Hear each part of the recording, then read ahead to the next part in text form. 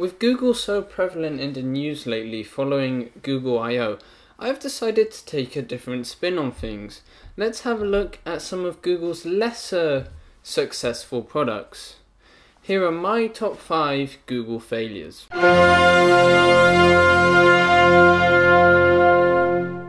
At number 5 we have the Nexus Q. Now this product wasn't necessarily all that bad, but I'm using it as a collective term for all of Google's past and very unsuccessful attempts to take over your living room. The Nexus Q to me felt very similar to the Apple Lisa, overpriced with very limited function. The Nexus Q was $299 when it came out. Not a surprise that it was quickly abandoned by Google and sold very poorly.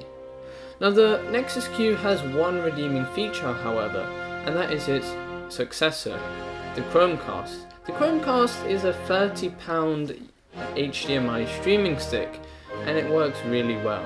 At number 4 we have the Google Video Player. Now this is just YouTube, isn't it? Well no, it was actually released at the same time as YouTube. And as you can imagine, it didn't last very long because swiftly Google decided to buy YouTube. It wasn't really that bad, but it didn't really solve anything. It was a solution for a problem that didn't exist. At number 3 we have Google Buzz. Its major issue was its privacy. It just wasn't very good. It opted users in to using very weak privacy settings that let out information I don't think you would want to be sharing. Now that doesn't sound like a company that exists now, does it? Google Buzz was so bad at privacy that it even apparently broke the law. Its privacy settings sound a bit like a school changing room. It took a while for Google to abandon Google Buzz, and then they decided to replace it with Google+. At number 2 we have Google Answers. Have you ever wondered how you can make Yahoo Answers any worse? Well, here you have it, Google Answers. Google Answers required people to pay for their answers. So for example, I would ask a question, researchers at Google would require me to pay them a few dollars, and then they would give me their answer. Sounds crazy, right? And just like Yahoo Answers, the really weird questions came and destroyed the website. And then everyone just decided that we only need one website to do that. Long live Yahoo Answers! At number 1 we have Google Wave.